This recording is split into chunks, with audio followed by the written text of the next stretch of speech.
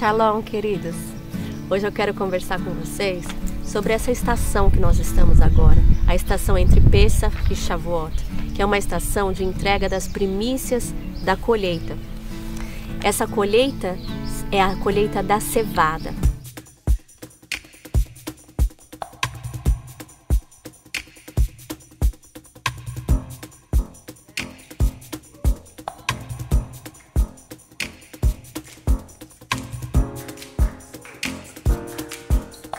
Eu quero ler com vocês Levíticos 23, a partir do verso 9.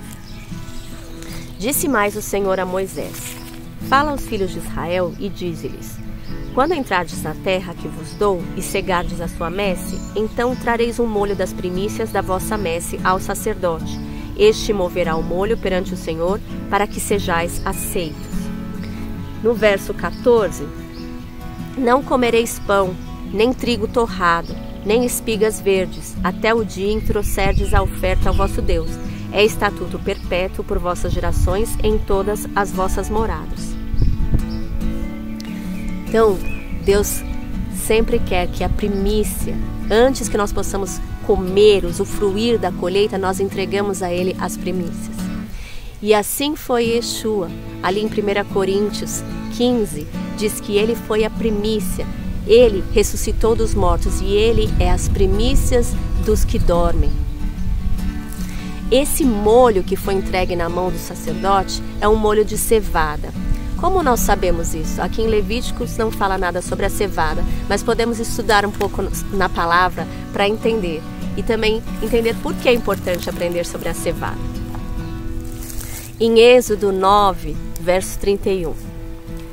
O linho e a cevada foram feridos por causa das pragas, pois a cevada já estava na espiga e o linho em flor.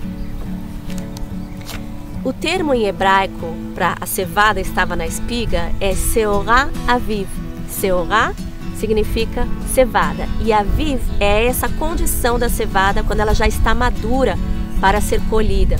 Aviv é esse mês em que nós estamos.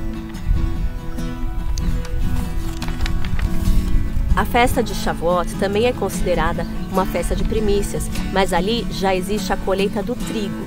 Você pode ler mais sobre Shavuot em Levíticos 23, de 15 a 22.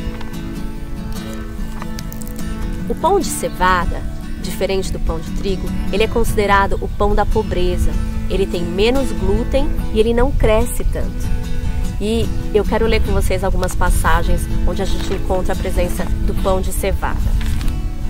Juízes 7, de 13 a 15.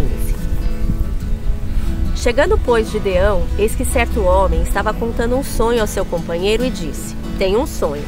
Eis que um pão de cevada rodava contra o arraial dos midianitas e deu de encontro à tenda do comandante, de maneira que esta caiu e se virou de cima para baixo e ficou estendida. Respondeu-lhe o companheiro e disse: Não é isto outra coisa, senão a espada de Gideão, filho de Joás, homem israelita? Nas mãos dele entregou Deus os midianitas e todo este arraial.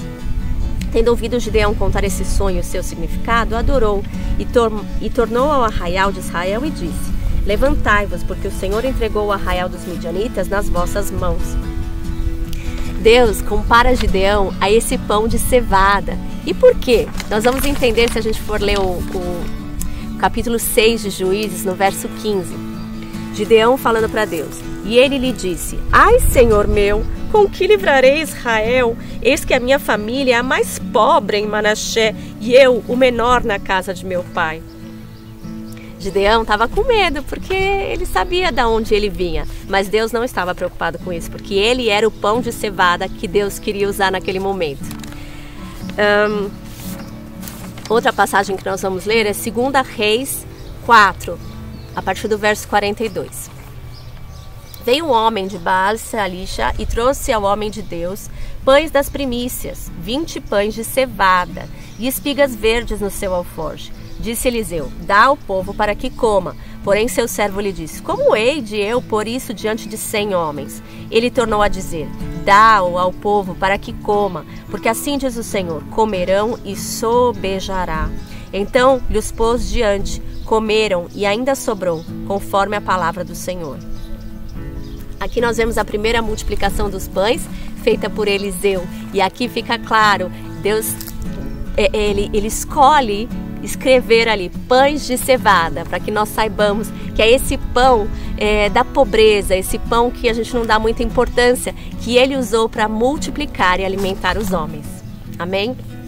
A outra passagem já é muito conhecida, João 6, de 9 a 13.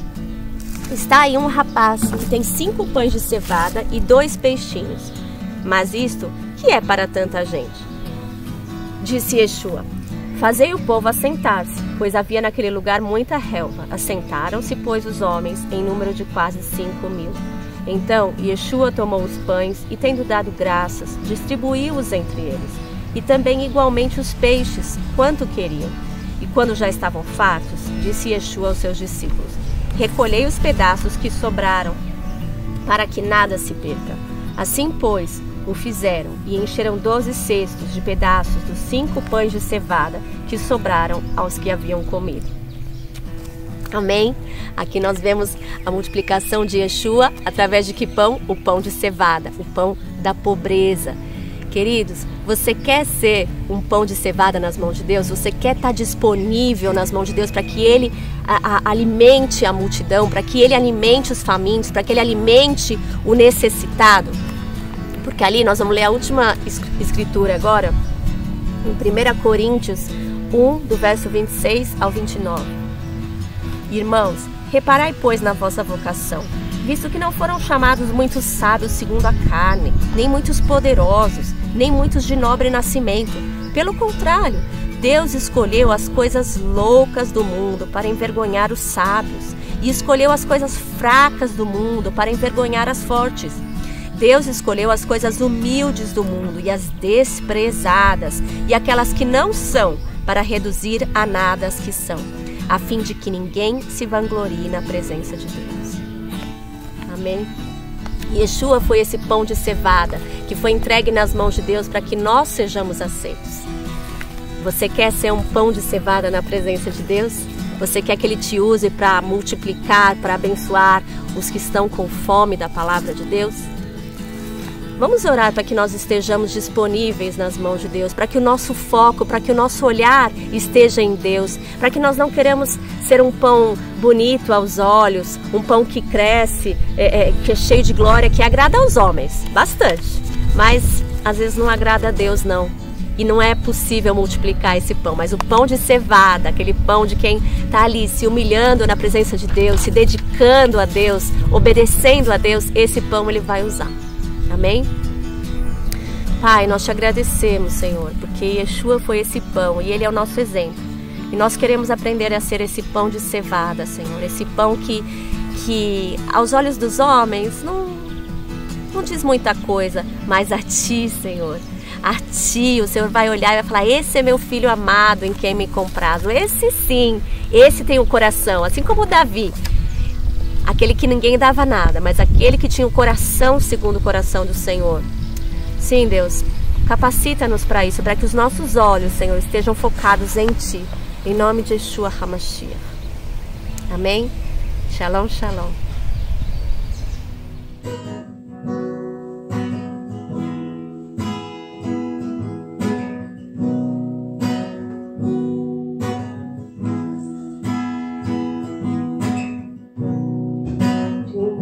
Da sua glória,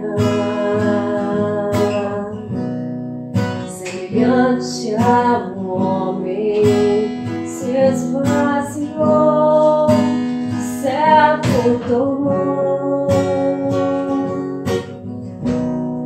e a si mesmo se humilhou,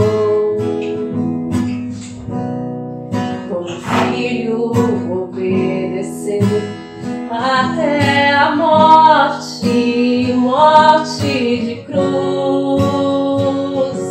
Mas o grande Deus, o nosso Pai, o exaltou e lhe deu um nome que é sobre todo nome no céu e na terra e debaixo da terra, ao nome de Yeshua, todo joelho se dobrará e toda língua confessará que Ele é o Senhor. Yeshua, nome sobre todo nome, nome sobre todo nome.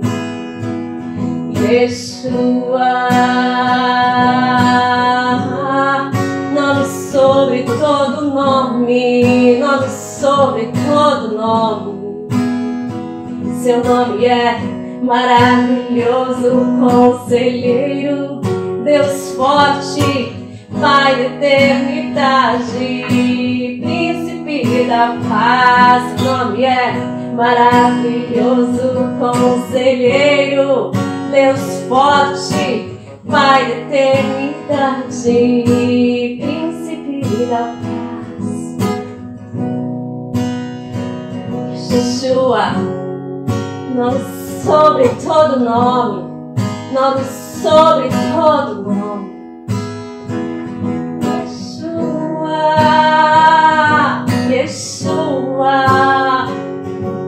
é o nome sobre todos, é o nome sobre todos. Yeshua,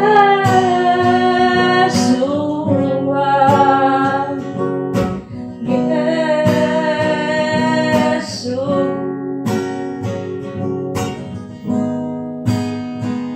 Aleluia. Seu nome é maravilhoso, conselheiro, Deus forte, Pai da eternidade, príncipe da paz.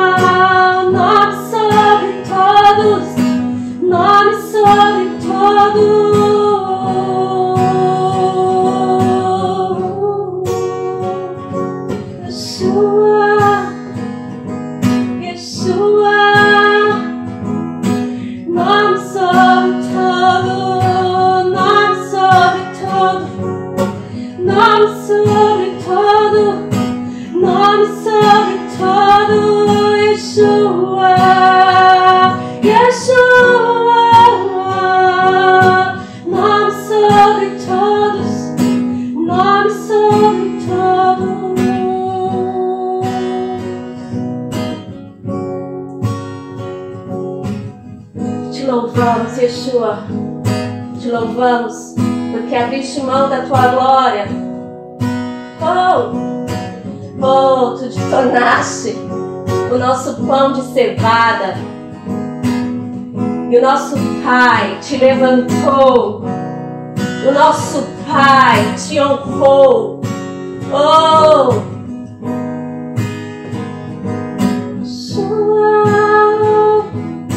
Nome sobre todo Yeshua.